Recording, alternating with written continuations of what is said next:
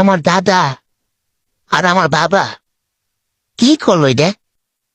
যদি আগে যুগে একটু কষ্ট করে হইলো 4-5 খানে জমি কিনে রাখতে পারতো, তাহলে তো এখন ওই জমিগুলা বিক্রি করে আমি আমার লাইফটা চেঞ্জ করতে পারতাম। একটা মোটরসাইকেল কিনতাম, একটা ডুপ্লেক্স বাড়ি করতাম, একটা বিয়ে করতাম, আর বাকি টাকাগুলো ব্যাংকে রাখিয়া বনিয়া ঘুরতাম আর খাইতাম। কতই না ভালো হতো, হ্যাঁ?